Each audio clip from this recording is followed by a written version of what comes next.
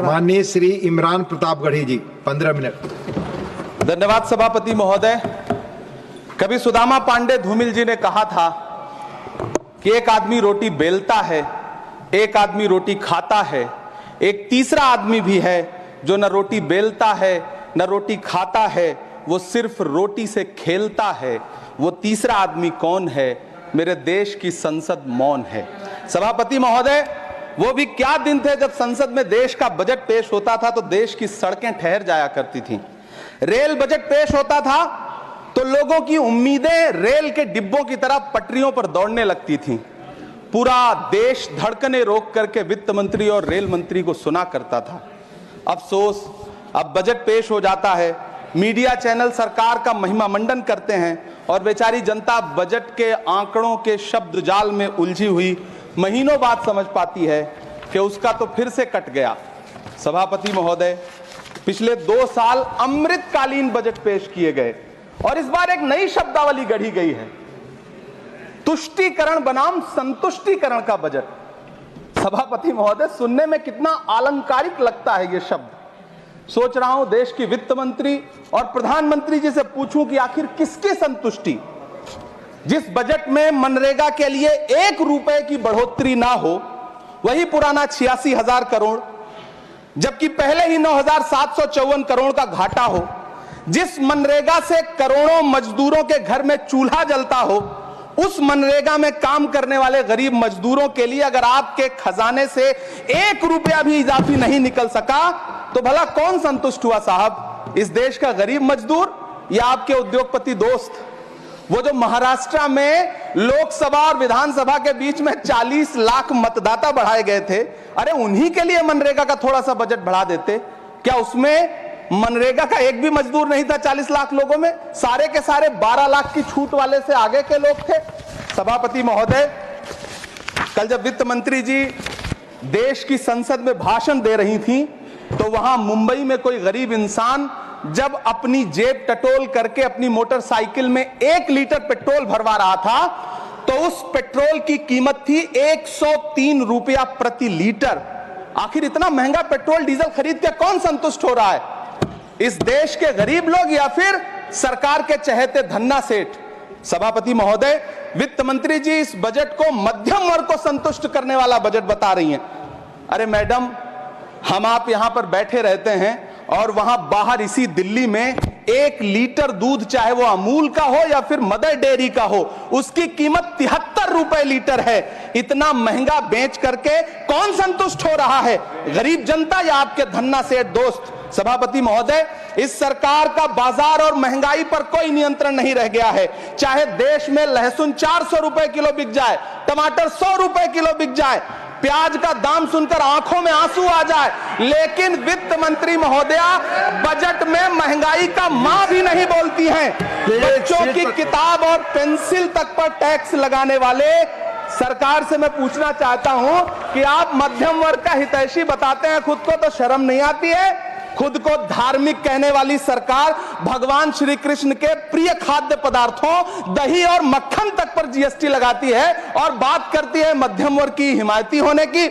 जिंदा रहते हुए जनता से हर चीज पर टैक्स वसूलने वाली यह सरकार कम से कम मरने पर तो लोगों को बख्श देती, लेकिन नहीं, वहां भी लूटना है। अंतिम संस्कार के सामान, अगरबत्ती, धूप बत्ती, केवड़ा जल, चंदन पाउडर, जौ, बताशा, काला तिल, पंचरत्न, कपूर और कफन तक पर टैक्स लेने वाली यह सरकार किस मुंह से खुद को मध्यम वर्ग का हितैषी बताती है?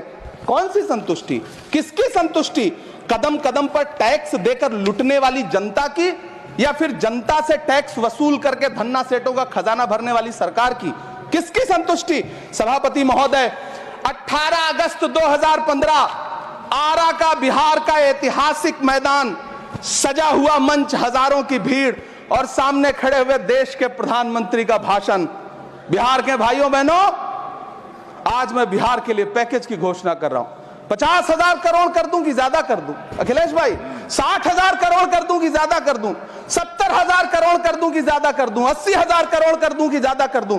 चलो, मैं बिहार को 1.25 लाख करोड़ का पैकेज दे रहा हूं। 10 साल हो गए सभापति महोदय, वही ढाक के 3 पात, बिहार आज भी विकास की बाट जो रहा है। भाषण आज भी प्रधानमंत्री जी के यूट्यूब चैनल पर सुना जा सकता है। जो झूठ बोल के करता है मुतमईन सबको, वो झूठ बोल के खुद मुतमईन नहीं होता।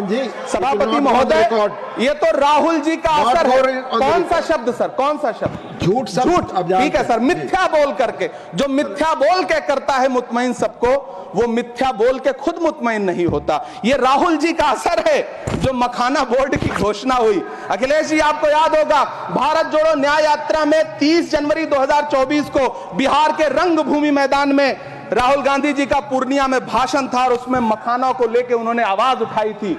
यह उनका असर है कि आपको मखाना बोर्ड बनाना पड़ा, वरना तो आप मैखाना बोर्ड बनाने वाले लोग हैं। सभापति महोदय, बिहार को झूठे पैकेज और चुनावी दिलासे देना बंद करिए। आज भी जब कोसी में बाढ़ आती है तो पूरा सीमांचल बर्बाद हो जाता है। मैंने उस तबाही को अपनी आंखों से देखा है। 2016-17 की बाढ़ में अपने इन्हीं हाथों से राहत सामग्री बांटी है मैंने। अगर सच में बिहार के लिए कुछ करना चाहते हैं तो बिहार को बाढ़ से बचाने का प्रबंध करिए। पूर्णिया एयरपोर्ट 10 साल से बाट जो रहा है, घोषणा 2014 में हुई, बन के आज तक तैयार नहीं हुआ।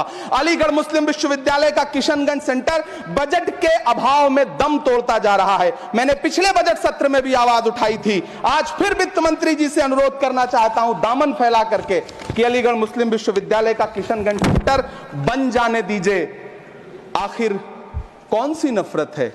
यह मुल्क हमारा भी है। इस मुल्क की मिट्टी में हमारा भी खून पसीना शामिल है। हमसे इतनी भी क्या नफरत? रिश्तों की ये नाजुक डोरें तोड़ी थोड़ी जाती हैं। अपनी आंखें दुखती हो तो फोड़ी थोड़ी जाती हैं। सभापति महोदय, अल्पसंख्यक मंत्रालय का बजट काटकर मौलाना आजाद नेशनल फेलोशिप बंद कर देना, प्री मैट्रिक स्कॉलरशिप बंद कर देना, नई मंजिल योजना बंद करना, धरोहर योजना बंद करना। 2024-25 के बजट में माइनॉरिटी मिनिस्ट्री के लिए 3183 करोड़ रुपए की घोषणा हुई, लेकिन देश को हैरत होगी कि बाद में समीक्षा करके लगभग आधा कर दिया गया, 1868 करोड़ रुपए। मैं तो सरकार से पूछना है कि कौन संतुष्ट हुआ? इस देश का अल्पसंख्यक संतुष्ट हुआ या आप संतुष्ट हुए? किसका संतुष्टिकरण? सभापति महोदय, मैं प्रधानमंत्री जी से कहना चाहता हूं कि आप ही ने 1 मार्च 2018 को किंग अब्दुल्ला को, जॉर्डन के किंग अब्दुल्ला को मेहमान बना करके इसी दिल्ली में एक कॉन्फ्रेंस में कहा था कि मैं मुसलमानों के एक हाथ में कंप्यूटर और दूसरे हाथ में कुरान देना चाहता हूं। कंप्यूटर देने की बात तो छोड़िए, पढ़ाई के लिए जो स्कॉलरशिप मिल रही थी उसको भी छीन लिया आपने। किसको संतुष्ट करने के लिए? हम समझते हैं इस साजिश को। आप माइनॉरिटी मिनिस्ट्री का बजट काटते काटते एक दिन मिनिस्ट्री को ही बंद कर देना चाहते हैं। वो जहर देता तो सबकी नजर में आ जाता, सो ये किया कि हमें वक्त पर दवाएं न दी। सभापति महोदय, मैं तो वित्त मंत्री जी से पूछना चाहता हूं आपके माध्यम से कि शायद आपको पता ही नहीं है कि गृहस्थी चलाने वाली एक गृहिणी की मुश्किलें क्या क्या होती हैं। आपने कभी सोचा भी नहीं होगा कि जब वो किचन में सब्जी बनाने के लिए कड़ाई में तेल डालती है तो उसके साथ उसके आंसू भी गिरते हैं। सभापति महोदय, शायद उन्हें पता भी ना हो कि एक छोटी सी गाड़ी और एक छोटे से फ्लैट का EMI भरने के बाद इस देश का एक गरीब इंसान जब अपने बच्चों की फीस भरने के बारे में सोचता है तो उसे कितनी खुशियों का गला घोंटना पड़ता है। शायद उनको पता भी नहीं है कि फसल बेच करके बिटिया की शादी का सपना सजाने वाला किसान जब अपनी फसल बर्बाद देखता है तो कितनी रातें सो भी नहीं पाता है। सभापति महोदय, शायद वो कभी इस पीड़ा को समझ ही नहीं पाएंगी कि परिवार के किसी एक सदस्य को कैंसर जैसी बीमारी हो जाए तो घर और जमीनें गिरवी रख उठती हैं लेकिन इलाज नहीं हो पाता। सभापति महोदय, इसी देश की संसद में कभी स्वर्गीय सुषमा स्वराज जी ने कहा था कि जब देश की करेंसी गिरती है तब देश की प्रतिष्ठा गिरती है।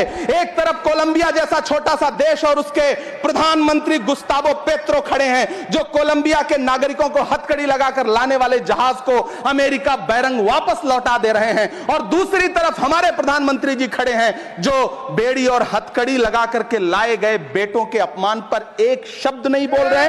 सभापति महोदय, मैं इतिहास के पन्ने पलट रहा हूं, मुझे 2 किरदार याद आ रहे हैं। एक तरफ निक्सन के 7वें बेड़े की धमकियों के सामने लोहे की तरह अडिग इंदिरा गांधी खड़ी हैं, तो दूसरी तरफ खुद ही नमस्ते ट्रंप का नारा लगाते हुए प्रधानमंत्री जी खड़े हैं। मेरे कानों में सुषमा स्वराज जी की आवाज गूंज रही है। बहुत कम बोलने वाले डॉक्टर मनमोहन सिंह ने बहुत ज्यादा बोलने वाले प्रधानमंत्री जी को जब देश की बागडोर सौंपी थी तो $1.58 का था, आज 85 से 87 के बीच में झूल रहा है। इन दिनों रुपए की अहमियत गिरती है तो न तो देश की प्रतिष्ठा गिरती है, ना प्रधानमंत्री की गरिमा।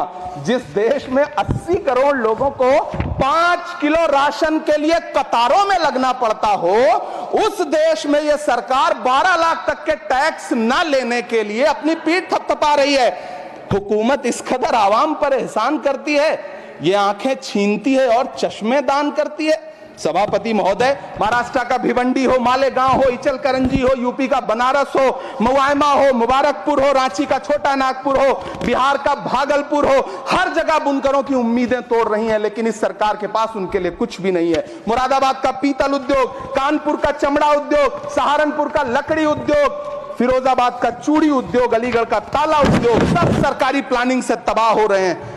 इन तमाम के बीच सरकारी सपोर्ट से बस एक उद्योग फल फूल रहा है, नोएडा का नफरत उद्योग। सभापति महोदय, जिस देश में 40 से 45% मेडिकल फैकल्टी की सीट खाली हो, वहां बजट में 75,000 नए मेडिकल सीट्स का ऐलान हो रहा है। सरकार बहादुर, कम से कम इस देश के पढ़े लिखे युवाओं को तो मूर्ख समझना बंद करिए। वो अब तिजारती पहलू निकाल लेता है। पहले 7500 मेडिकल सीट्स बाद में बनाइएगा, पहले जो एम्स में 2161 पद खाली पड़े हैं उनको तो भर दीजिए। वो अब तिजारती पहलू निकाल लेता है। मैं कुछ कहूं तो तराजू निकाल लेता है।